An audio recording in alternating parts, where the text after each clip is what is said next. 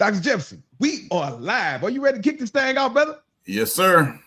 Let's do it. KTTV, giving you what you need. Motivation, education unleashed. H-Town representing, we forever keep it rolling. Join the conversation with inspirational stories. Thought-provoking, feel that energy. Kendrick Thomas aiming to lift the community. True indeed, tune in, come and see. Giving you what you need. KTTV, let's go. KTTV.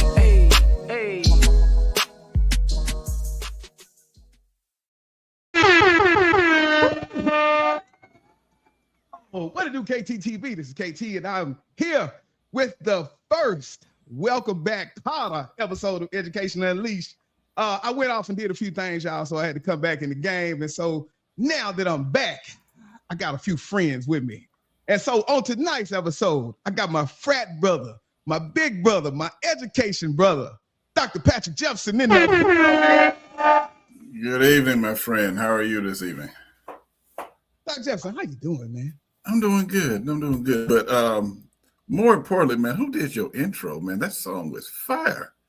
Look, man, I ain't gonna lie to you. I went on, what was that, Fiverr? Went on Fiverr, man. Had to interview a few people for that thing, man. Brother finally came through. Was good.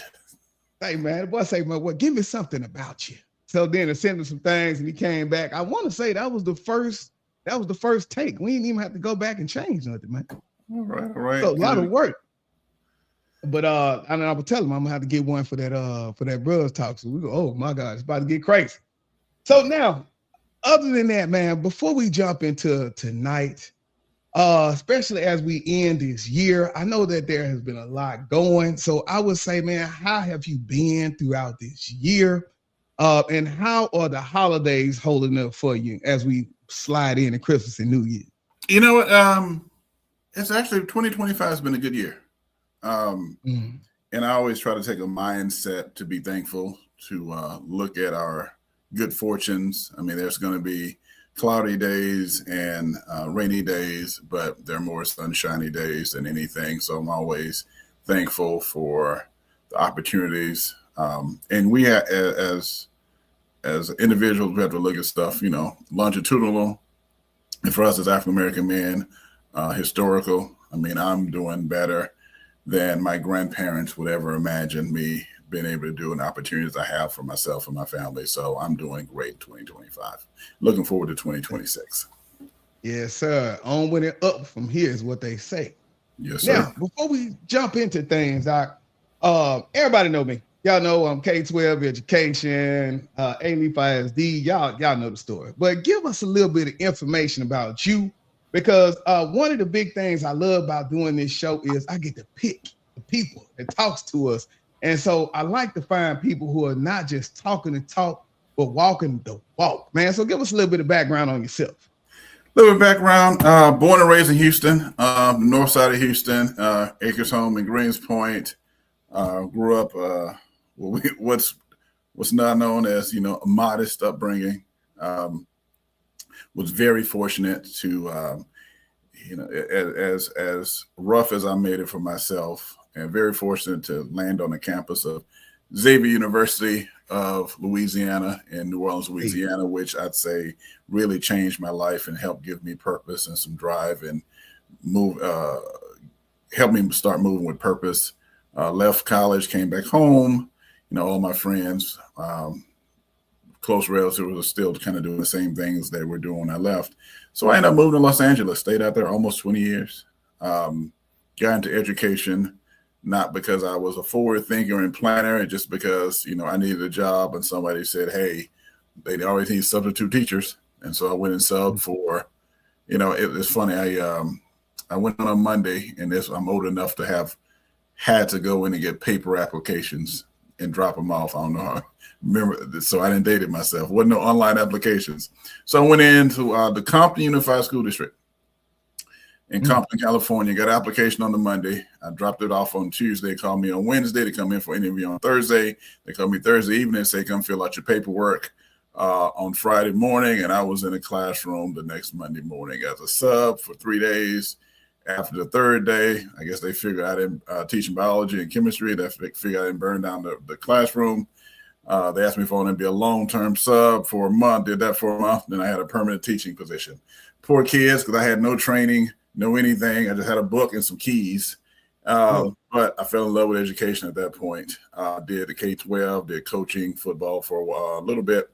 Ended up moving to higher education, the community college level, which I spent the majority of my career in California. Moved from a program director all the way up to the executive vice president of student learning, where I had responsibility for both education affairs and student affairs. I worked on both sides of the house, education affairs and student services. Moved back to Houston and probably about around end of 2015, went to 4-year education, went to UH downtown for a short stint, and then at Prairie View A&M University. Now I'm at Baylor College of Medicine for my full-time job. Also, I'm a part-time methodologist and dissertation chair for Grand Canyon University. The board chair for Elevate Collegiate Charter School, which serves the historic third ward community, which we're having a gala and fundraising gala in January, which I'll share some information with you as well. And I'm a member of the greatest fraternity in the land, the Alpha Mu chapter of the Omega Psi Phi Fraternity Incorporated. So I'm a proud member there. So that's a little bit about me and what I do. And I try to do as much community service as possible. Most definitely, man. I appreciate that, Doc. So for me, as we're having those conversations and we were getting prepped for tonight, this season is really intentional, right? Because my book, wait a minute, let me go. Shameless plug. Shameless plug. Shameless plug. Put it up there. It's a little blurry. We can't see it. There we go. Now it's in focus. A pencil is releasing my word. So if y'all did not see that book, it is all about just identifying or unveiling the hidden battles faced with minority boys in education. And so lo and behold, Dr. Jefferson say, look, man, why don't we put something together that really digs deep into Black boys, supporting Black boys? And so this season is intentional. And I will put that disclaimer, we're not here to fix kids. I just want to examine some of the systems, which is what I talked about in the book. A lot of what happens if this is in your classroom? What do you do? How do you see it? And then what do you do to change it? And so tonight's episode is called The Dangerous Misdiagnosis of Defiant Boys. Because too often, Black and brown boys, in my opinion, are labeled defiant before they are ever understood. You know, a lot of the times when I come up to a kid and he's in crisis, I don't say, what's wrong with you? What's going on? I ask him, what do you need right now? And sometimes that just breaks down all of that tension between me and that young man. And then that's how I start to move them from crisis. Because when we misdiagnose that behavior, we don't just get the discipline wrong. I feel a lot of the times we get the outcomes wrong. And so, Doc, before we get into this matter, I would ask, why was this topic so important to you when you came up with the idea of let's put this together? Well, I mean, from the time I entered education, as I mentioned before, after during my first semester of teaching K-12, I ended up getting asked to be a football coach. And so I spent a lot of time with my young men doing a JV team. I went to another high school, ended up being the head football coach for the school. So all of my time around young men. When I went to the community college level, I put together a lot of program services for young men, particularly young men of color, particularly for African-American, unapologetically African-American young men and boys at that level. Did some programs, won some awards for that. Same thing at the 4-year level. So I've always been intentional with trying to look at what we can do to raise the education outcomes for Black boys and young men. Because the central question that I always ask, and every time I do a talk about this, I say, okay, is it that our young boys can't learn? Is it that our young boys aren't as smart as anybody else? Is our boys are just more defiant than anybody else? Is it our boys the problem? And every one of us needs to ask that question. And it's a yes or no question. Are our young boys, is something wrong with us? And I say us because we're older men now, but that is, we're part of that continuum. Is something wrong with us? And if we say no, which I contend the answer is heck no, then what is the problem? We need to look at, if it's not this boy or this young man, what is the problem? And it's a systemic thing. There's several answers to that. And then if it's not this boy or this young man, then we have to start looking at things around this boy, this young man. And I think quite often that's what we do not do. We do not look for what's around, what's going on, what else is happening. So this is a topic that's always near and dear to my heart. This is something that I'm going to spend. I spend a considerable amount of my professional and personal time looking into, and it's something I'm going to be doing for the rest of my natural life. Most definitely. I posted something last week, and it says, when a flower doesn't bloom, you don't change the flower, but you change the environment around that flower. Yeah. And so that's why this is so important to me. And like you say, it's not necessarily talking about the kids, but we're talking about the systems that are in place, because we are no different than Timmy across the way. But what do we have to work with? And so definitely what it is. And so tonight we'll go through a few systems. We'll go through a few segments, that we'll just kind of add in, because I want that data to match. And so coming up, our first segment.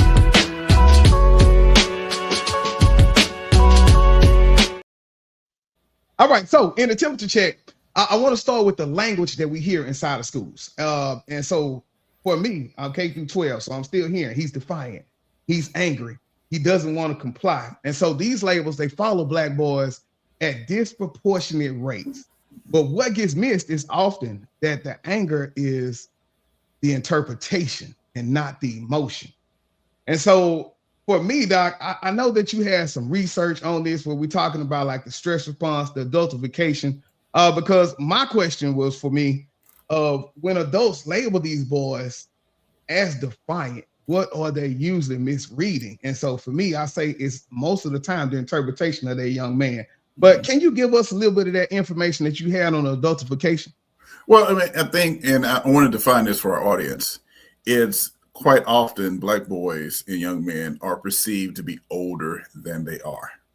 And so when they're perceived to be older and more dangerous than they are, and then by natural extension, the consequence for their behavior is is at a level that's for an older, more dangerous boy or young man. And so that's what it is. Our young men are seen as older and more dangerous at a very early age.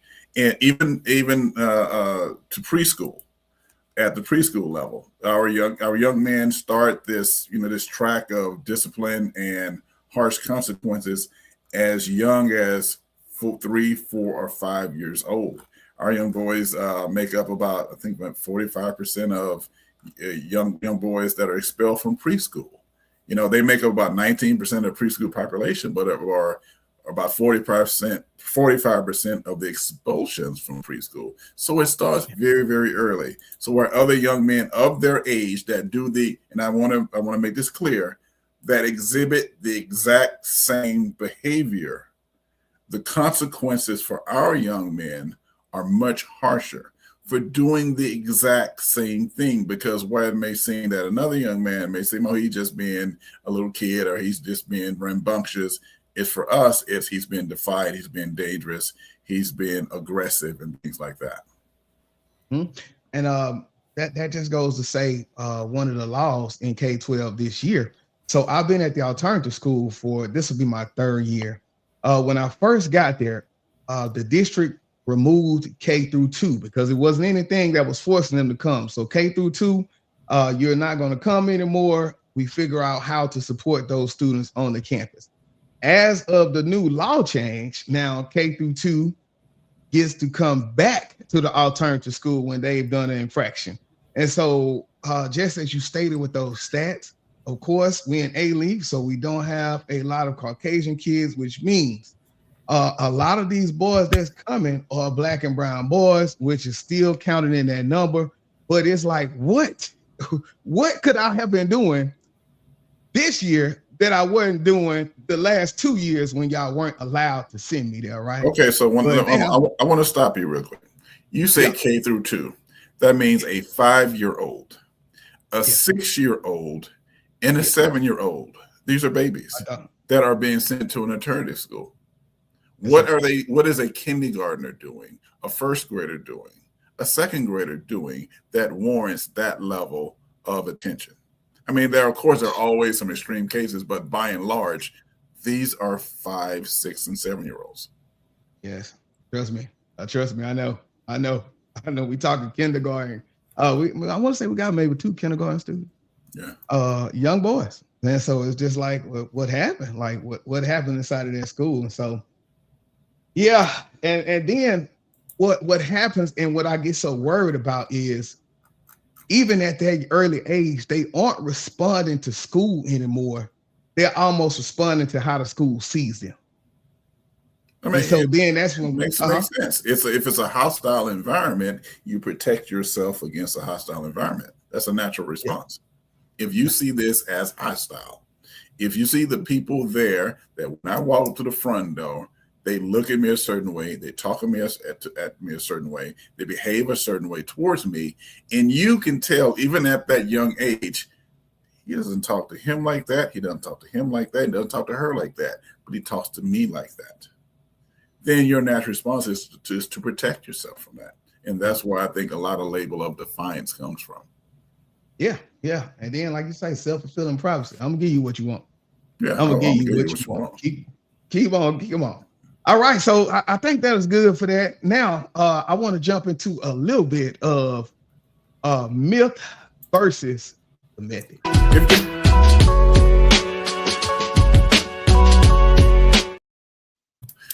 Hey, Doc. I want to. So I want to go back before we move into the next step. I got one last thing because you mentioned what that label is like of defiant at the K-12 level. I've spent most of my career in higher education, and so that continues on. It goes from defiant to dangerous, and not necessarily labeling them, but on the other side, how those people interact with them label how our young boys and young men making them feel. So it goes beyond he's defiant to rather I'm frightened, he scares me, they scare me. And so it's a continuum of labeling, but now it's kind of weaponized to like, oh, it makes me feel a certain way. And very, very quickly, I want to tell a quick story that I had to deal with one institution I was at. That kind of symbolizes this. So I had a professor, and she came to one of my dean's offices and wanted to make a report against a young man. He happened to be a football player. That, of intimidation and scaring her, and she, doesn't want to be in the class anymore, and all this kind of stuff. She was hysterical. So, of course, we did an investigation and got her story. And he said, she was in her office hours. The young man came with a friend of his, another African-American young man, football player, big guy.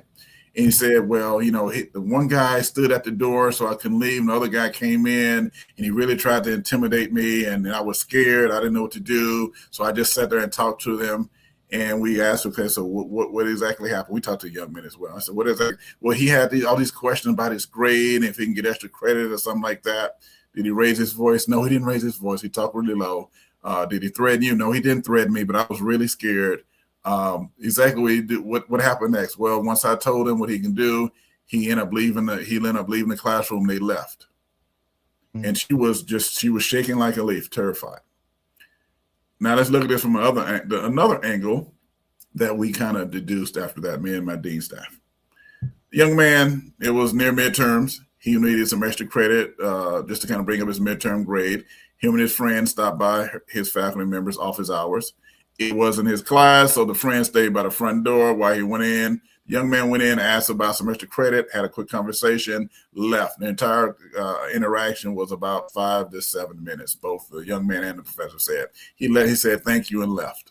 But she was scared to death. She was shaking like a leaf that they came and tried to intimidate her.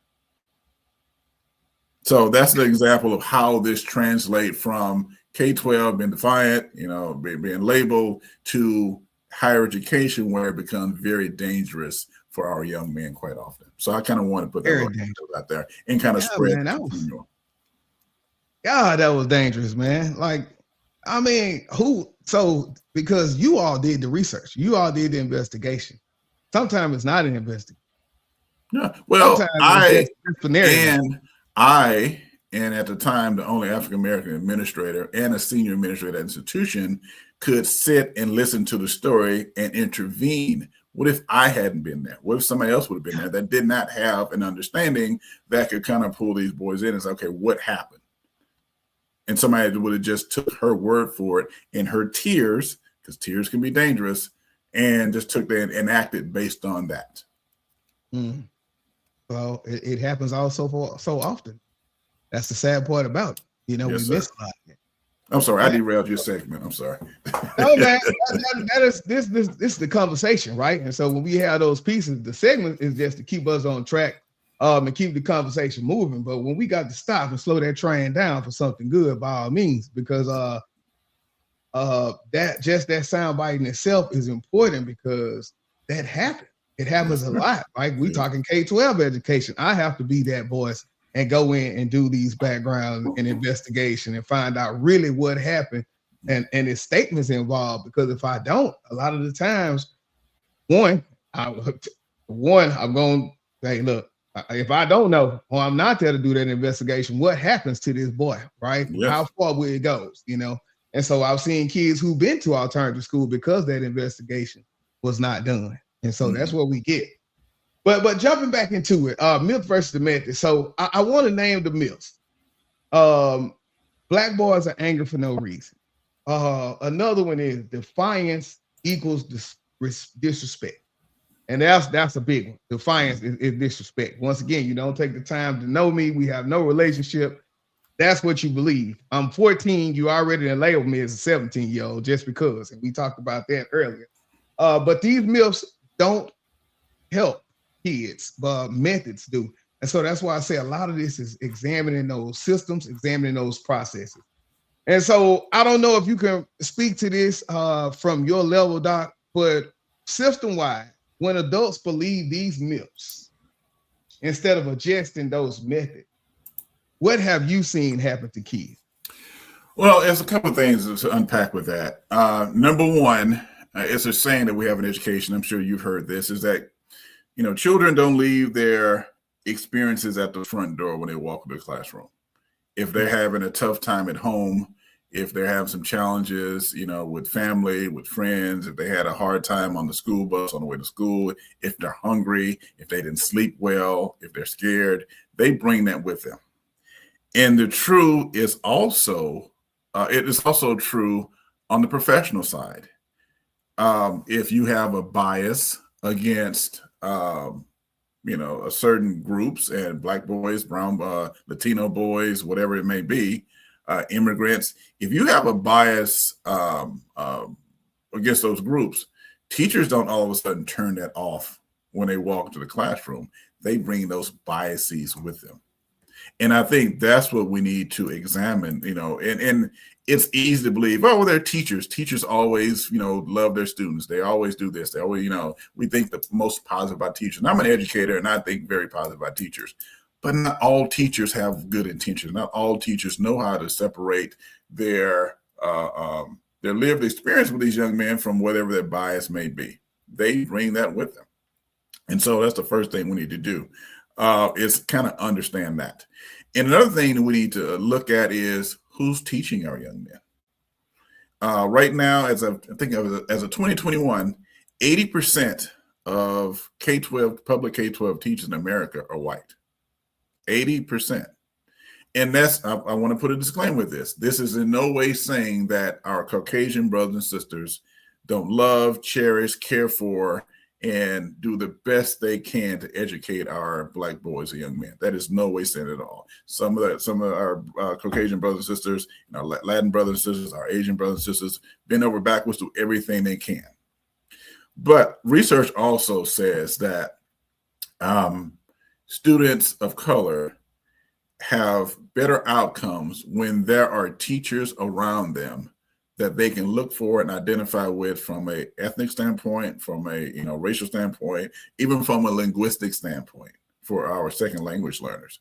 It's just a proven fact that they do better if there's someone somewhere in their education journey, that there's someone there they can latch on to and identify with. And so I think sometimes, a student can go through their entire education career, maybe have one Black teacher, if that. And as those of us who, we're a generation that in mass, we're the first generation that in mass are raising middle-class Black kids. And as a Mayor Turner used to say in Houston, we've all moved out to the lands. We moved out to Pearland, to Sugarland, to the Woodlands. We're all moving out to land to provide a better education. But our kids go to schools that it may not be any teacher in the school that looks like them. And part of it is a cultural aspect to it, and how we talk to each other, our language, this coding that we use that we just kind of it's just in the community. So if I walk down the hall and say, "Get your butt in the classroom, get out of here," I can say that to a young man, and it comes out differently than if somebody else says the exact same phrasing, because there's a cultural thing there. I've seen when young men they're just being hard-headed and won't do anything. The African-American teacher would come down the hall and kind of give them a look. And say something like, "I know you're not doing what I think you're doing." "Oh, yes, ma'am." And the boy that would not listen to anybody else, "Yes, ma'am," he stand up and go and do what he got to do. There are also cultural cues with that. The language we use, how we look, how our mamas look at us, how our daddy's tone of voice, those things like that translates across these education settings that would help improve outcomes. We had more people, more diverse backgrounds in the classrooms, in the principal's offices, in the superintendent seats that can actually speak to what needs to happen to, get better outcomes for our young men. I know that was a lot, but it all kind of goes together. Yeah, it goes together because, I just want to go back to those biases, right? Because as we know, those myths come from those biases. But the dangerous part is that those myths don't stay opinion. Mm-hmm. As we've seen that this year, they become policy. Mm-hmm. They become referrals. They become removals. And that data has shown that this is happening. It doesn't happen too evenly, right? And so that's why we're here tonight. Now I want to paint a picture that educators know so well. Black male student puts his head down, refuses to do work, talks back. The response usually is quick for that student. Kicked out of class, he get that office referral and a suspension. But this is where I say, hold up, shameless plug, one of the most shameless plug, and it wasn't blurry this time. All right, this is where I say the pencil ain't the problem. So Doc, in your educational experience, before consequences enter that room, what questions do you think the adults should be asking from that student? Well, first and foremost, you have to know your students. You have to, and teachers have, huge, especially like high school students. You may have 90 students, even, lower grades. You may have 25, 30 students in class, depending on what school you're in. So it's tough. But you have to know your students and their situations. And to know the students in a situation, you have to, number one, you have to care for your students. I think everything comes down to you have to care for your students. And if you care for your students, you get to know a little bit about each of your students, and you can just tell what's going on with them. And I've been in education for as long as I have, you get to kind of know what's going on. If you pay attention, you see your student come and they have the same clothes on that they had yesterday. They don't look as clean. At lunchtime, they eat really, really fast because they're really, really hungry, because they may not be eating well at home. If they come late to school all the time, if they're angry all the time, you get to know what's going on with your students. And so when they come in, they got their head on the desk and they're being what we consider defiant, this is not his normal behavior, or what else is going on in their lives. Because again, students don't leave their circumstances at the front door when they come to the classroom. They come in with things. When I first started teaching, one of the things that really I had to learn to deal with is when I was in Compton, about 30% of the students in the school, the two schools I taught at in high school, were foster care, kinship care, and a group home. They did not live with family. Foster care, kinship care, and group home. So I have a kid come in, go to back of class, go to sleep, don't want to be bothered, and didn't do their homework. First thing I can say is, why didn't you do your homework? This is important. because I knew this student may have moved group homes at 11:30 the night before. They had to pack all their stuff in a trash bag, move to a new group home where they didn't know anybody. They're in there with a group of 6 other boys, brand new from who knows where. And now that's their new living situation. That's traumatic. So I always say, figure out what's going on. Sometimes leave them alone. Let them sleep. If you know your kid, you know this is not normal behavior, something's going on, leave them alone. Or if you know how to talk to them, pull them outside. Let them sit. And thinking back, when I was in school, I wasn't the best student. And my teacher would say, Patrick, come erase the boards for me. Or here, take this note to the front office to get me up out of the classroom, and I can walk to the front office, stop and give me a drink of water, hand a note, wait for somebody to write something back on the note, and walk it back to the classroom. That gave me a little break so I can reset.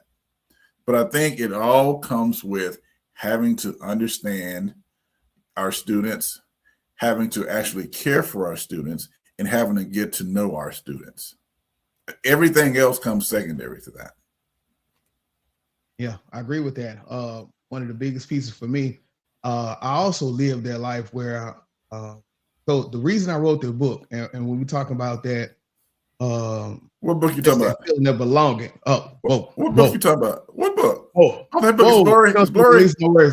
There we go. Oh, we got there we go. There we go.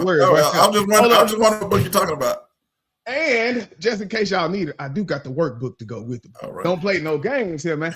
But the reasoning behind this book, 98% other than African-American staff, 76% African-American student, right? And so we got a lot of teachers who don't understand the culture. And what I noticed was the bar was starting to drop, right? Don't feel sorry for me, man. Like empathize with me, understand where I'm coming from, but give me what I need so that I could jump back in the game. Like you say, get you 5 minutes, man. You got 5 minutes. I need you to get up and kind of get this thing. Cause I know you might need to just put your head down for a few minutes because that's how we're gonna make it. But then at the same time, I need you to come back because we got to get this work done because you still have to hold this standard and you still got to push through to get these grades. When your valedictorian speech come out, this is things we're gonna talk about. Because you hit right on it with that. You hit right on it with that. Go ahead and finish. I didn't mean to interrupt you. That just hit me. No. Yeah, no, I was just gonna say for me, it's tools don't fix drama, consequences don't replace connection. Because from that research, we know that exclusion doesn't correct their behavior, it only compounds that harm. But what you were saying, Doc? So this notion of low expectation, and I think some very well-meaning people, and be surprised, I see this at the doctorate level for my students that are completing their doctorate work. It's, they probably can't operate at this level of academics. So we're just making it just a little easier for them to finish. And quite often I find myself on dissertation committees, truth be told, and this is the highest academic awards we can, where I will be the only African-American on the committee with an African-American student. And I'm like, no, this is not good enough. Where the other committee members would just kind of like, oh, well, this should be fine. We'll just let them do that. I'm like, no, this is not good enough. Because in the community, we know we have high standards. But outside of the community, the stereotype is, they just can't really do it at that level. So we're just helping them along. And I think sometimes in a well-meaning way, they kind of think they're helping us. But those of us in the community say, no, we keep our standards high. We're the best at everything we do. When we say this how you talk, the world talks like that. When we say this how you dance, the world dances like that. When we say this how you dress, the world dresses like that. Our culture moves the world. Our standards are high. And so I think that that's a term, the benign neglect through low expectations or something like that. So I think that is one of the most dangerous things that we can do. People think they're helping us, and I'm glad you said that, but they're not by making the argument that we can't hit the standard. and just kind of let us go by thinking they're helping us. But I just wanted to kind of point that out because I think that was very, very powerful. Yeah, it was powerful. I just dealt with it last week. It's one student. I agree. It's one of our young babies. Got a hard home life, but that don't stop him from being held to this same bar, right? Because we got to get him out of there. And so we can't make him feel sorry for himself because nobody else outside of here is going to feel sorry for that young man. So we got to roll and give him the power. All right. So now this is where we slow down, and I want to let the data speak. And so I know that you had some data on suspension rates early onset, but I want to talk about that. And even in the book, I talk about the discipline disparities. Black students are roughly 3 times more likely to be suspended or expelled than their white peers. We talked about that. And Black boys have some of the highest suspension rates of any group nationwide. We have the highest. So, Doc, okay. And the numbers with that is Black boys make about 15% of public school enrollment, but probably about 30% of those who suspended, expelled, or arrested in schools. So, and again, I go back to even the preschool, and I said this earlier, we make up about 19% of preschoolers, but about 45% of those Black boys, about 45% of those expelled from preschool. We make up 31% of those school-linked arrests by law enforcement. So, and again, it goes back to the first question we put on the table: is something wrong with our boys? And if the answer is no, then what's going on within the systems around to kind of have these outcomes? Yeah, because when we talk about the title tonight, the misdiagnosis, Doc, this is happening before these babies can even read. Yeah, this is when K through 2 and alternative school, 5, 6, 7 years old and alternative school, before they can even read. Oh, and in your experience and expertise, what does early exclusion like this do to identity and academic objective? Well, number one, it gets you in the mindset that school is a hostile place. And we don't love school, and I'm not going to love school because school doesn't love me. So when I go, I know I have to fight. I know I have to be defiant, what we label as defiant. I know I have to protect myself. And so if we're not in class, especially at early age, we're not warm and giggling and loving and all that kind of stuff like that. When we're standoffish, he has a problem. And that labeling goes because I'm a kindergarten teacher. I eat lunch with my friend. She teaches first grade.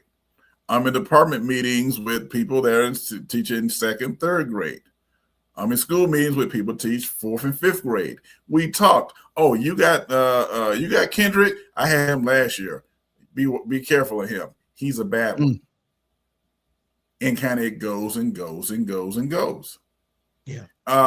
Also, too, from an academic standpoint, academic outcome standpoint, the more you're suspended, you're missing instruction time. So I suspend you for 2 or 3 days. You leave, you come back. Now in algebra class, we moved on. Now you're lost. Now you failed the test. Now you're not doing well. I'm dumb, I'm stupid. And the teacher like, you're just failing. And so it kind of compounds and compounds and compounds and compounds.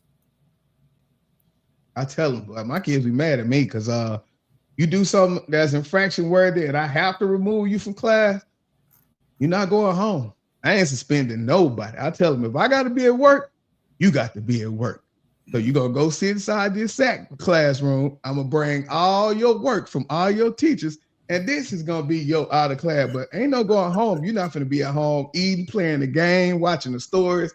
None of that. I need you right here next to me. I had a kid right before the break. He was like, man, I'm just going to go home. I said, man, I don't feel safe with you going home for you, because we know it's anything to get out there. And if you hear, you're not getting into no trouble. And so I need to keep my eyes on you. And that kid, he didn't keep fighting to go home. He's like, all right, I'm gonna just chill. And so he ended up getting his work done for that day. But I think we have to do that because the research shows if a single suspension makes a student far more likely to drop out, right? Because that cycle had just started. I'm getting behind. So then discipline isn't neutral. It's almost predicted in a sense. Anything before we move on that one, Doc?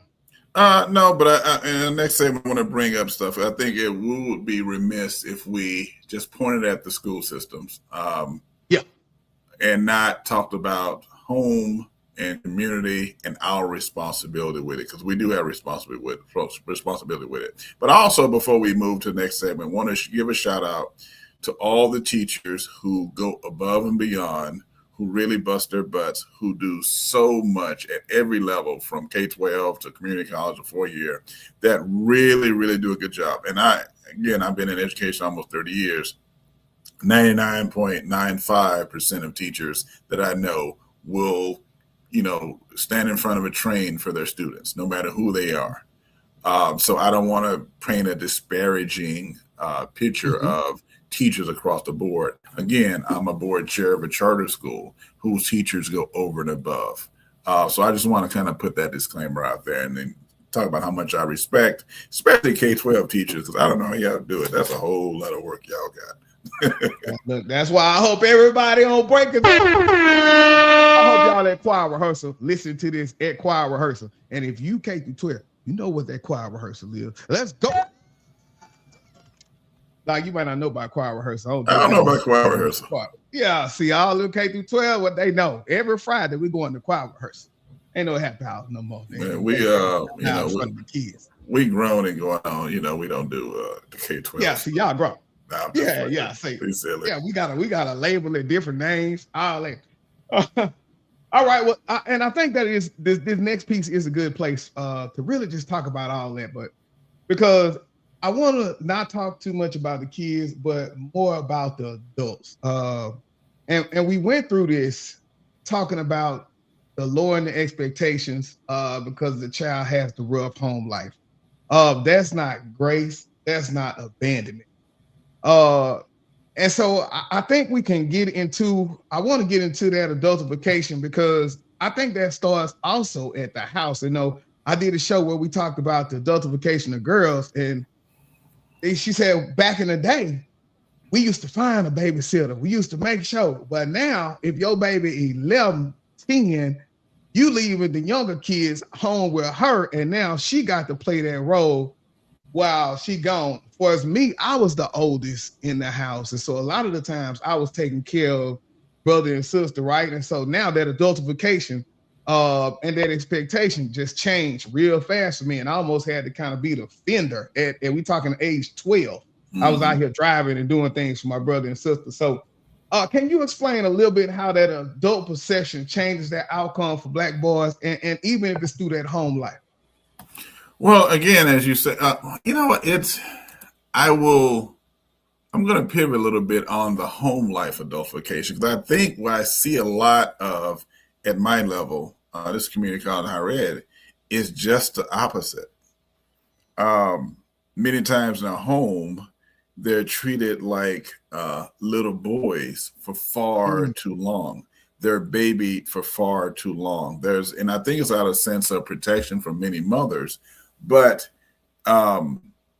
they're just babied for far. And so they don't let them grow up, don't let them mature, protect them from any consequence that's out there. And so they're not prepared for life at the appropriate level when they're supposed to. They're not going through these rites of passages moments as a young man, because many times the mothers are protecting them and babying them so much. So I think it's just the opposite at home. So at the school, they're being treated as they're older, but they go home as a 14, 15, 16-year-old. They don't have any responsibilities because, their caretaker is doing every little thing for them as if they were a 5-year-old. So that's what I see a lot in our homes, in our communities, that, when we were growing up, used to go over here, and I was very fortunate. I have my father in my life. I have, both grandfathers and a whole mess of uncles. So I had always had men in my family, and we would get get-togethers and all that kind of stuff. And the men would say, "Get them boys out of there. Quit babying them boys. Send them out here with us." That doesn't happen as much, and for a variety of reasons that we're not going to talk about tonight. And it doesn't happen as much. And so I think many times, it's just the opposite at home. We're not allowing them to grow and mature and be able to stand up straight and speak for themselves and advocate for themselves, and have responsibilities that are age appropriate. So I think that's kind of the bigger issue for us at home. So it may be an opposite. It's very detrimental, but it's an opposite. Yeah. And for me, what came to my head was expectations shape the opportunity, right? Mm-hmm. And so, like you say, if I'm not really putting you through anything, giving you those rites of passage at the house, when it comes time for you to get those out in the real world, you're not prepared, you're not ready. And so then those opportunities dwindle simply because you haven't been exposed, right? And so almost like who gets challenged, who gets managed. Man, so much. Yeah. And it goes to, accountability that, you didn't do your homework and there's no accountability at home. So then what can the teacher tell me about not doing my homework? Mm-hmm. That kind of stuff like that. So I think that is equally as dangerous because, and I would tell people, it's the school's job to educate our kids. It's our job as parents to make sure the school educates our kids. So we have to be on it. And that's holding the school accountable, but also holding our students accountable too. I mean, it has to be on both sides. And what I've seen in many cases is that at home, we're not holding our young men and boys accountable for what they have to do. Oh, look, we got Brother Webb popped in on us, man. The boy say, root to the good brother. Hey, what it do that, brother? All right, man. So the last piece I want to just add to that is what I'm gonna put this book back out here again. What's the name of that book? You got pencils, the least of my words, man. What's that book about? Look, this book is about unveiling the hidden battles faced by minority boys in education.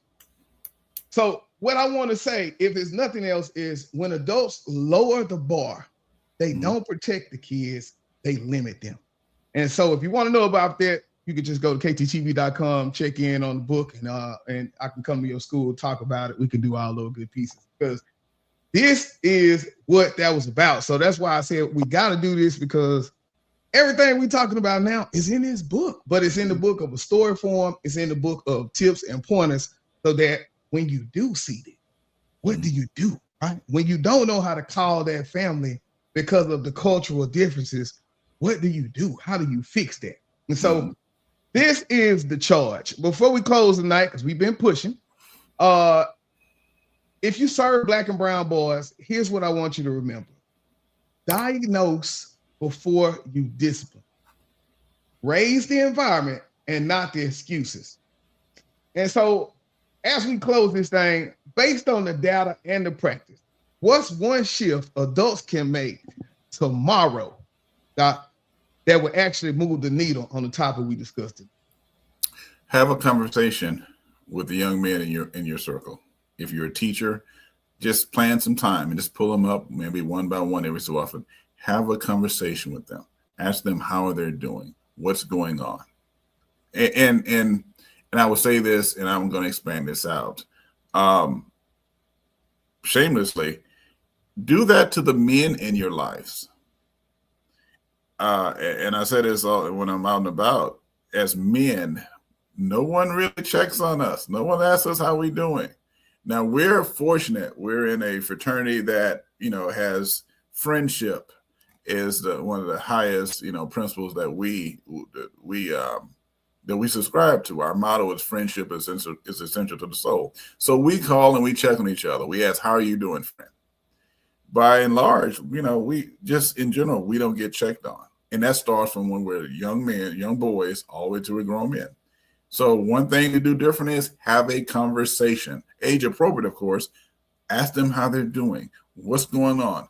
What's their favorite color? What's their favorite video game? Learn something about them, and that will build a connection. So when something is going on, you will know when something is off. And you may get to like them.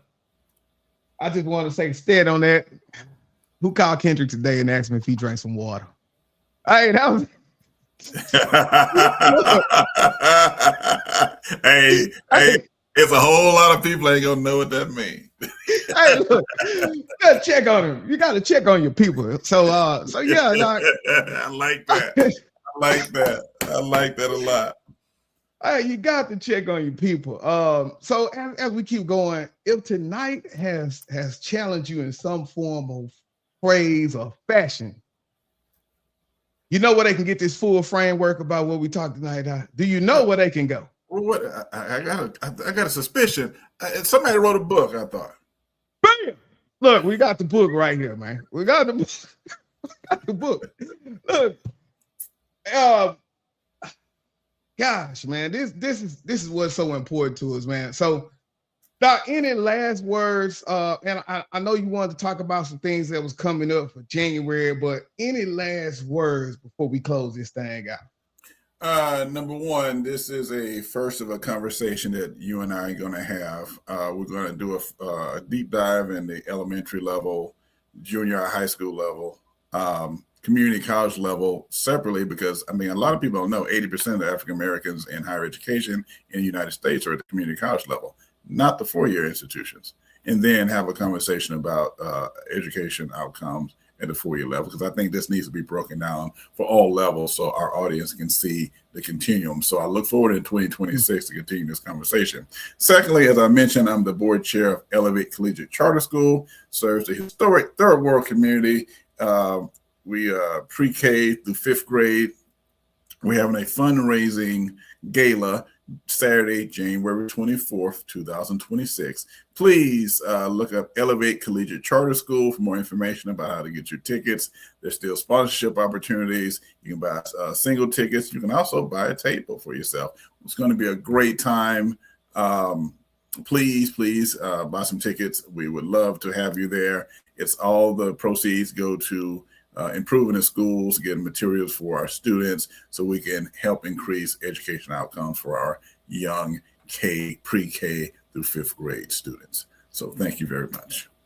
Yes, sir. Yes, sir. And for me, as we close this thing out, y'all, I agree. It's first of many conversations, and it is very important to break it down because the continuum is real, right? Me having these K through 2 students in, and just be able to reference that back to this conversation to actually see that and explain that in real time of what I'm dealing with, how we are already starting with the labeling. We're already starting with the self-fulfilling of these kids, and some of them just angry, right? And so you want to send me to this place now, I'm even angrier. Sometimes I'm on the bus with high school students because we all got to ride the same bus at the alternative school. And so it's really not a good thing for them to be starting so early. So being able to break all of those pieces down and have the audience to understand and see that continuum is very meaningful for me because that's why I like elementary. If we can catch them in between that K5, K6, then we got the world because around about 7th grade and up, they're looking for that approval from their friends. And so if they have not been taught how to pick the right crowd to go with the right groove, then that's when we get a lot of bad things in our hands. Yeah, that's it. Look at all right. Hey, Vet. All right. Thank you for popping in, Vet. All right. I think that'll do it for us. This is KT and my co-host. There, you got to say your name, though. Dr. PJ. Dr. PJ. Look, we will see you all on the next episode of Education Unleashed. KT. Happy Merry Christmas and Happy New Year. See you in 2026. Root. This is Darnell with Broadcast Houston. This is Dr. Tamara Beckford. Hey, this is Candace. This is London Underwood. This is Kirsten Bass with Inner City Greens, and you're watching. Y'all are now tuned in to KTTV. KTTV. KTTV. KTTV.